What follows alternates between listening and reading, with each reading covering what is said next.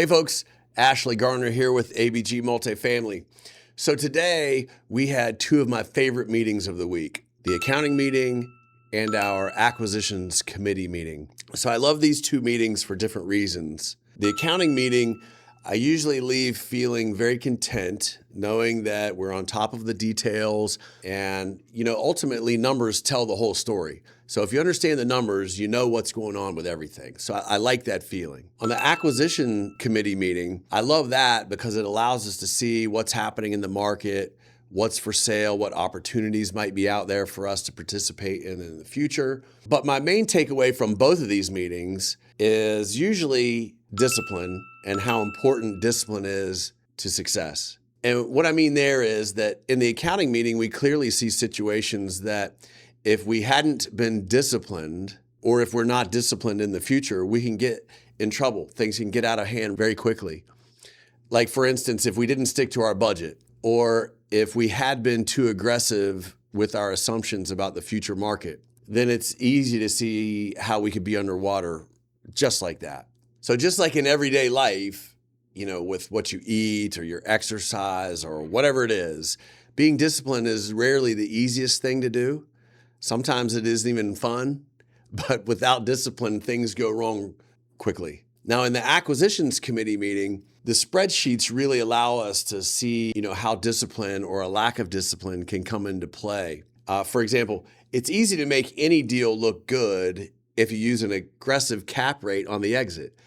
Meaning, if you're modeling a scenario, you've got to put in, there's a few things you have to put in order to get the return projections so you know whether it's a good deal or not.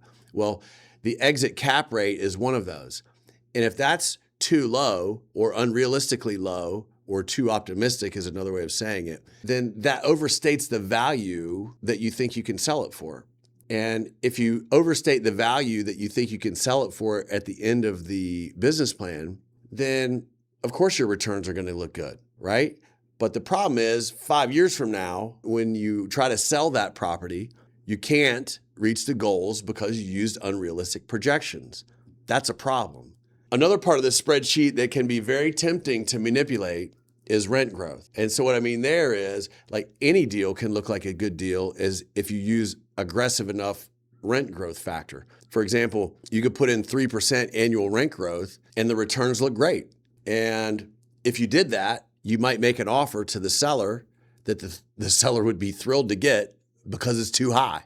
When in reality, if you look back at the last few years operating this business, the rents have either been flat or negative, and they definitely haven't increased 3%. So if 3 years ago you'd purchased a property expecting rents to go up 3%, you could be in real trouble right now because they haven't. So the underwriting phase is the opportunity to protect yourself in the future. Does it mean that we pass on some deals?